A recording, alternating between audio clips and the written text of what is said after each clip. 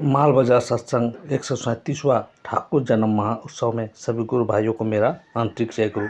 मातृ सम्मेलन के दौरान एक छोटी गुरु माँ ने ठाकुर के प्रति अपने अनुभव को सभी गुरु भाइयों के समक्ष रखा। जरूर ही इस छोटी माँ में ठाकुर की कृपा होगी जो इतनी अद्भुत बात सभी गुरु भाइयों के समक्ष रख पाया। चलिए जानते हैं। साहस शक्ति क्षमता আমার নেই। তিনি তো অসীম, তার কোনো সীমা নেই। তার লীলার, তার দয়ার কোনো সীমা নেই। মহাবিশ্বের, মহাকাশের এক অনন্ত মহাসাগরের মধ্যে তিনি আছেন। তিনি আছেন সেটা আমরা উপলব্ধি করতে পারি। তাকে পেয়ে দয়ার কথা বলবার সুযোগ এখানে আমি পেয়েছি। আর এখানে ডিপি ওয়ার্ক সম্বন্ধে আমাকে বলার কথা বলা হয়েছে।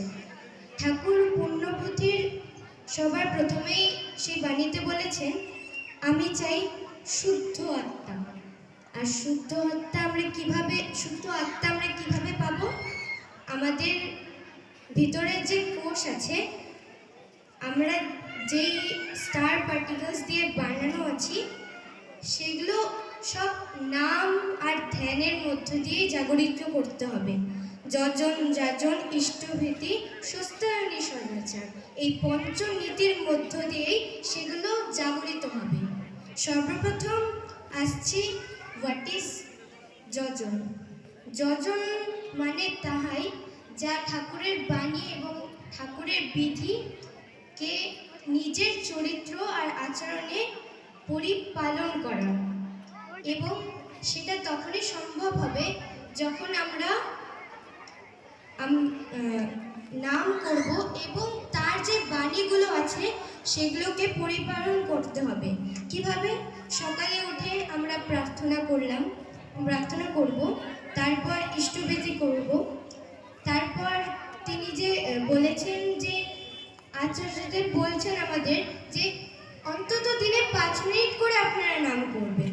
তো আমরা যদি সেই 5 মিনিটও নাম করতে পারি, তার মধ্য দিয়েই যে আমাদের যে একটু আগে আমরা সত্যনারায়ণ সারঙ্গে শুনলাম যে কামিনী কাঞ্চন, সেই যে কামিনী কাঞ্চন যে আমাদের অ্যাট্রাক্ট করে, সেই যে রিপু কাজ করে আমাদের ব্রেনের মধ্যে, আমাদের সেলের মধ্যে, তো সেগুলো থেকে কিন্তু আমরা রক্ষা পাবোই পাবো। সেই জন্য আমাদের প্রত্যেককে একটু হলেও 5 মিনিট করে হলেও অন্তত নাম করতে হবে। তাহলে যে কামিনী কাঞ্চন আছে, আমার লাইফের এক্সাম্পল, যে আমি যখন দেওঘরে যাই বা মন্দিরে আসি, তার আগে কোনো আমার ভাড়া বা বিপদ থাকে। আজকে সকালেও আমি পড়ে গেছি মন্দিরে যাওয়ার আসার আগে, আর এখানে আমার একটা দাগও আছে। এরকম যে কামিনী কাঞ্চন রিপুগুলো আমাদের কাজ করে, সেগুলো আমাদের যে ভালো কাজ করব সেটা করতে দেয় না। পড়তে বসে যদি আমাদের সামনে কোনো মোবাইল থাকে, তো আমরা কি ভাবি যে আমাদের যে সামনের মোবাইলটা আছে ওটা বেশি ভালো। হ্যাঁ, মোবাইলে আমরা সব পেয়ে যাচ্ছি ঠিকই, কিন্তু আমরা যদি ওটাকে ভালোভাবে ইউজ করি, আমরা বই পড়ছি আর তার সামনে যদি মোবাইল আছে, তো আমি কি ভাববো? মোবাইলটাই অবশ্যই নিব। তো আমরা যদি নাম করি, ঠাকুরের বাণীগুলো পড়ি, তার মধ্যে দিয়ে যে আমরা এত জ্ঞান অর্জন করতে পারবো, সেটা মোবাইলেও আমরা পাবো না। তো আমাদের সকলকেই দিনে একটা করেও সত্যনারায়ণ সারং নারী নীতির বাণী পড়া উচিত, আর সেটাকে মেনে চলা উচিত। দিনের শেষে যাতে আমরা ঠাকুরকে বলতে পারি, ঠাকুর, আই হ্যাভ ওন দিস, আমি করতে পেরেছি। তাহলেই আমাদের সেই দিনটা সার্থক হবে, আর সেই বাণীটা ঠাকুরের দেওয়া সার্থক হবে। ঠাকুর একবার আলোচনা প্রসঙ্গে বলছেন যে আশ্রমের ভক্তগণ যারা ছিলেন তাদের সামনে বলছেন যে আমি যে এত সব বাণী দিয়ে গেছি, সেগুলো কার জন্য?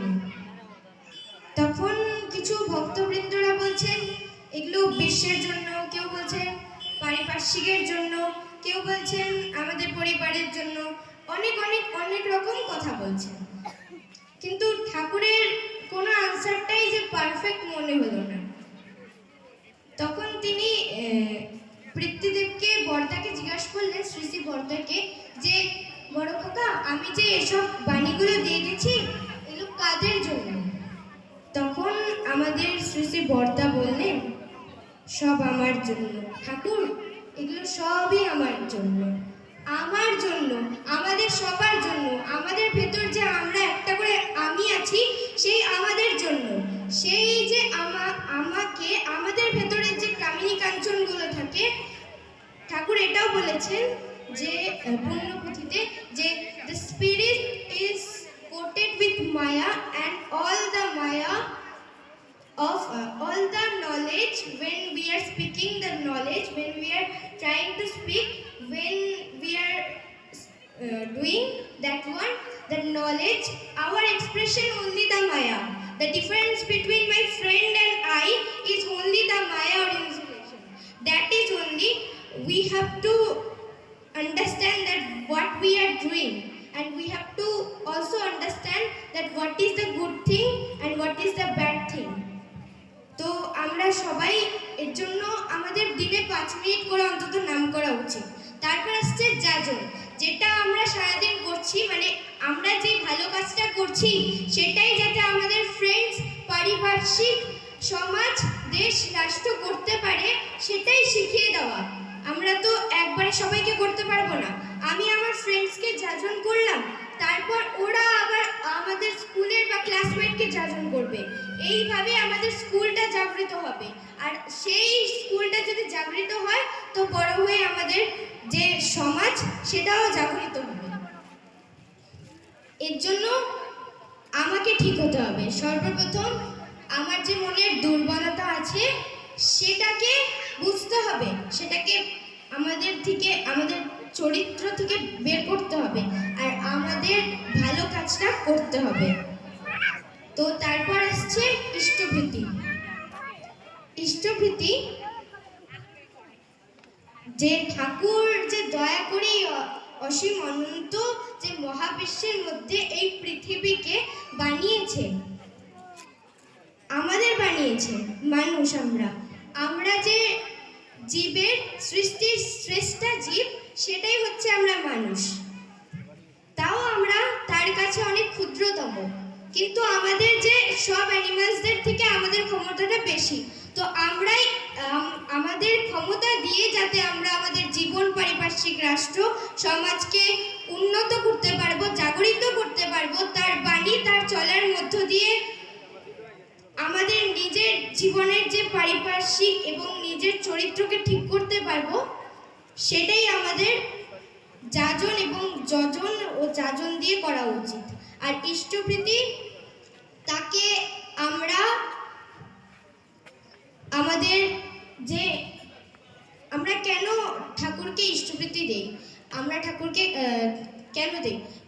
কারণ যে তিনি যে আমাদের এই অক্সিজেন প্রতিনিয়ত দিয়ে চলেছেন, তিনি যদি গাছ না সৃষ্টি করতেন, তিনি যদি এই পৃথিবী না সৃষ্টি করতেন, আমরা কেউ থাকতাম না, আমাদের কেউ পূর্বপুরুষও থাকতো না। তো তিনি যে সৃষ্টি করেছেন, তার এই সৃষ্টি চলে আসছে পাই টু পাই, তারপর আমরা স্টেপ বাই স্টেপ আসছি। তো এই যে গাছ সৃষ্টি করেছেন, এই গাছের থেকেই আমরা অক্সিজেন নিচ্ছি এবং তাকে কার্বন ডাই অক্সাইড দিচ্ছি। প্রত্যেকের ইন্টারকানেক্টেড আছি আমরা।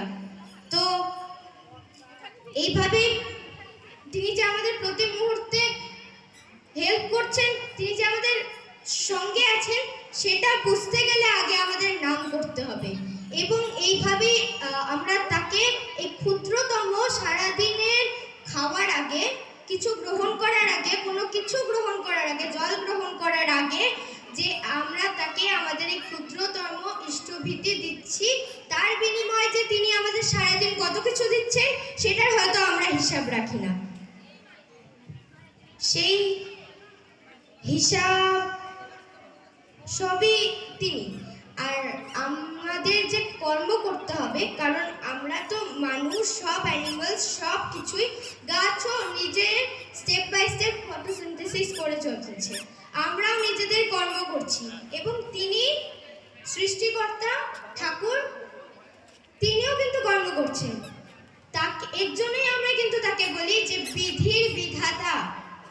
তিনিও কর্ম থেকে কিন্তু বাঁচতে পারবেন না। তাকেও কর্ম করতে হবে। তো আমাদের যাতে সৎ কর্ম করি, সৎ পথে চলি, এর জন্য আমাদের সৎসঙ্গের আশ্রয় গ্রহণ করতে হবে।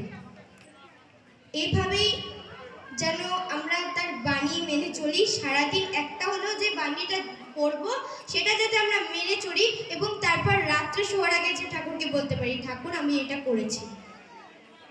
আমরা যদি অন্তত দিনে 10 মিনিট বা 5 মিনিটও নাম করি, তাহলে কিন্তু আমাদের যে ব্রেনের সেলগুলো, আমরা তো অনেক রাগ করি, অনেকেই রাগ করি, তো যে রাগের সময় যে আমাদের সেলগুলো একদম নষ্ট হয়ে যায় বা কি বলবো ডিস্ট্রয় হয়ে যায়, তখন যদি আমরা নাম করি, যে রাগ না করে যদি আমরা নাম করি, আমাদের যে সেলগুলো আছে ব্রেনের, সেগুলো ডেভেলপ হবে, আরো উন্নত হবে। সারাদিন নাম আর ধ্যান, নাম আর ধ্যানের মধ্যে আমি এইটুকুনই পার্থক্য বুঝি যে নাম আমরা সব সময় করতে পারবো। আমি ইষ্ট প্রসঙ্গ এখন করছি, সেই সময় আমি নাম করতে পারবো, কিন্তু ধ্যান হচ্ছে নিজেকে 5 মিনিট বা দিনে 10 মিনিট অন্তত সকালে উঠে আর শোয়ার আগে ধ্যান করা। যে এটা আমাদের আঙ্গুলের যে এই থাম্ব ফিঙ্গারটা, সেটা হচ্ছে আমাদের ব্রহ্মা, আর এটা হচ্ছে যে ইন্ডেক্স ফিঙ্গারটা আমাদের, সেটা হচ্ছে আমাদের ইন্ডিভিজুয়াল ওয়ান্স। তো এই দুটাকে যদি আমরা একত্রিত করি, বাবু হয়ে বসে আমাদের এলবোটাকে স্ট্রেট রেখে যদি আমরা এইভাবে ধ্যান করতে পারি, তো তখন কি হয়, দিনে অন্তত 5 মিনিট, তখন যে আমাদের সেলসগুলো আরো ডেভেলপ হয়। Day by day we are becoming the intelligence. That is only the truth and the work we have to do. And last one, that is DP work. What is DP work?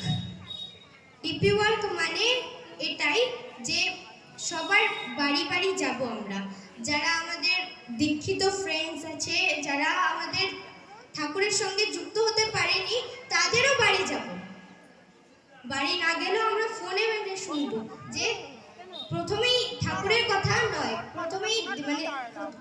প্রথমেই দীক্ষার কথা নয়, প্রথমে আমাদের বলতে হবে যে আপনারা কেমন আছেন মা, আপনারা কেমন আছেন দাদা। আর আমরা যখন ডিপি ওয়ার্কে যাচ্ছি একজোট হয়ে, তো তখন কিন্তু আমাদের সবাইকে একজোট হয়ে ঘরে ঢুকতে পারবো না, যে কোনো 2-1জনকে ঢুকতে হবে, কারণ তাদেরও ঘরে স্পেস কম হতে পারে বা তাদেরও কোনো অসুবিধা হতে পারে না। তো তখন যদি আমরা ডিভাইড করে নেই যে আপনি এই বাড়িতে যাবেন 2জন, আপনারা এই বাড়িতে 2জন যাবেন, তো এইভাবে কি হয় যে আমরা স্পেস অকুপাই করছি, সেটা কম হয়। এবং তারপর গিয়ে আমাদের প্রথমে শোনা উচিত যে তারা কেমন আছেন, তারা ভালো আছেন কিনা, তাদের কোনো প্রবলেম চলছে কিনা। যদি কোনো প্রবলেম চলে, আর যদি সেই প্রবলেমটাকে আমাদের বুঝতে হবে, we have to understand the problem, what is the problem. তো তখন যদি আমরা বুঝতে পারি যে কি সমস্যা আপনাদের, কি চলছে, আপনারা কেমন আছেন, তখন আমরা আমাদের বুঝতে হবে যে প্রবলেমটা কি।